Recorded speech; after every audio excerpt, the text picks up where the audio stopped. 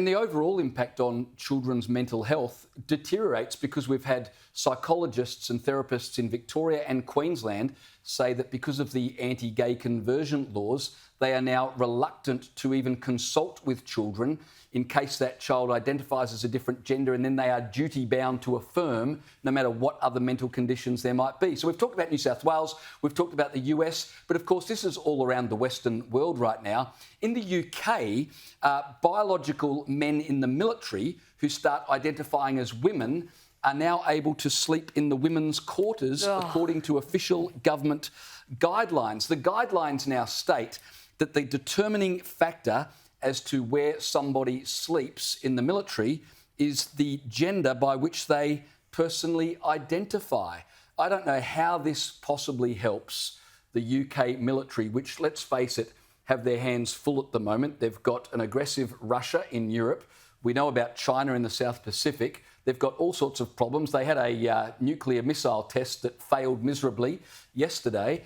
And on top of that, they can't get enough recruits. Well, no wonder. Would you sign up for the military if you're a woman, knowing that you'll have biological men sleeping in your dorm? Indeed, and I suspect it's probably difficult enough to be a woman in the military as it is, with things as they are at the moment. I mean, we talk about the fact, and we talked about this last week, because it's not just the UK that I assume is struggling to get soldiers, and particularly here in Australia, we can't get anyone for the Navy, right?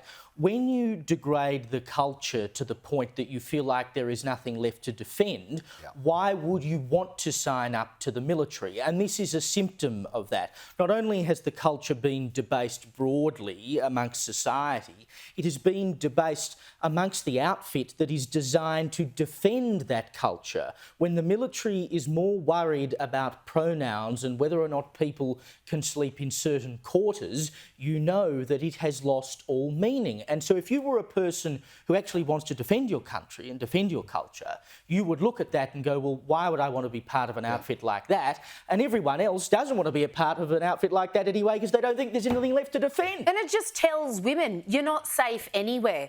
Join the army, try to go to a bathroom or a change room. Sporting field, nope, sorry, you're not safe there either. We have literally run out of spaces in which they are genuinely women's only spaces, because we've reached a point now where no organisation, no sporting body whatsoever, it seems, has the strength to put its head up over the parapet and say, look, no, we're not allowing biological men in the women's sauna, in the women's gym, in the women's fill in the blank. It's just not happening anymore. Nobody is drawing a line in the sand. Check out this headline in the Daily Mail recently. Army sparks feminist backlash after first transgender soldier to serve on the front line takes part in panel discussion about women in leadership at Sandhurst event.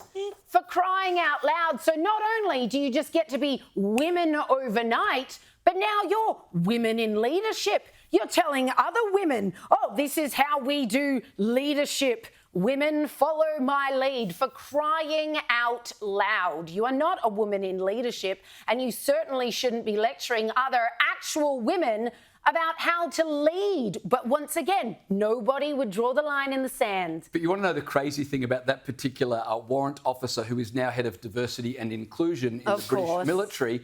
But warrant officer Deborah Penny, his entire service in the military was as a male before he started identifying as a female. So then, having served in the military as a male, then he went and lectured on what it's like to be a woman on the front lines. Of course, it makes less and less sense the more you look at it, Caleb. Good career move, though, probably. You know, you've guaranteed a future career, but it's just every time you look at one of these things, and I mean, we could do an entire show on it every single night if we really wanted to. There are so many of these things come up. But we have to keep talking about it. Like, I know it feels after a while, like, oh my God, we're just going through the same mines again. But it's a war of attrition, right? Like, if we get to the point where we feel like we've had enough of talking about this because it's the same crap, different day, that's how they start to get a hold of you. Because Exactly. you back down and go, I'm just sick of doing anything about it anymore. And then they're just straight over the top of you. Yeah. Because every capitulation to the left emboldens it, which is why we cannot rest, we cannot sleep, we can't stop yabbering on about it, because they're certainly not.